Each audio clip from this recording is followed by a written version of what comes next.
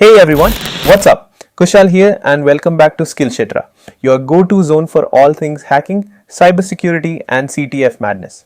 Today, we're diving into another thrilling challenge from the Hacker101 CTF series, and this one's called TempImage.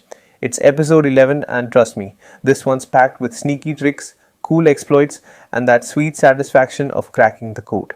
So buckle up, grab your virtual toolkit and let's tear down this challenge piece by piece. Let's get hacking. Like other flags, the first thing I want to do is look at the code. There doesn't first seem much. It seems to be a PHP page as there is a link to a PHP page. The Warpalizer response shows that there is a Nginx 1.140 Ubuntu server running and PHP/5.5.9-1 Ubuntu 4.24. But that is about it. Navigating to the upload.php page, there is a hidden field in the code and it looks like that script will display the file name on the screen. By trying to add in a pic of the wrong type, I can see the file name is displayed on the screen. While analyzing the file upload functionality of the web application, we observe that uploading a .png file redirects us to the file's location on the server. This behavior suggests that the uploaded file is saved and served directly, potentially without rigorous sanitization or validation. To investigate further, we captured the upload request using Burp Suite. The intercepted request revealed the upload endpoint and provided insight into how the server processes the uploaded file. We modified the contents and metadata of this request to test for vulnerabilities.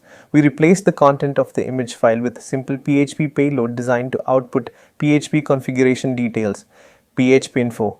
This payload allows us to confirm if arbitrary PHP code execution is possible on the server. Sending this request, we see flag 0 in our response.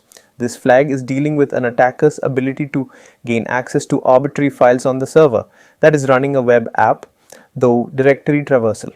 In this case, I was able to bypass the application's validation for a specific file type PNG by requesting one that would lead to a different path.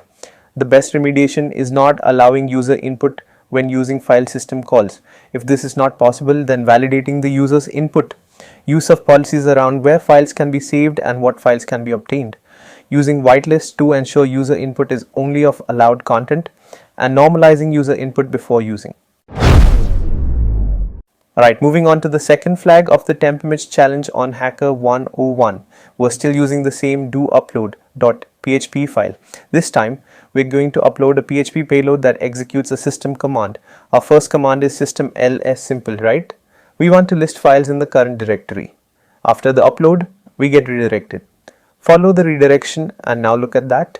We can see all the files in the index root. Among them is an interesting one, index.php. Now we want to read the contents of this file. So let's go back and upload another payload. Systemcat index.php, follow the redirection again and boom. There's the content of index.php and more importantly, here's our second flag. And that wraps up flag 2 for the TempImage challenge. If this helped you, don't forget to like and subscribe. Check out the full Hacker101 CTF walkthrough series here on Skillshetra. This was episode 11. I'm Kushal and I'll see you in the next one where we take on even more challenges. Happy hacking!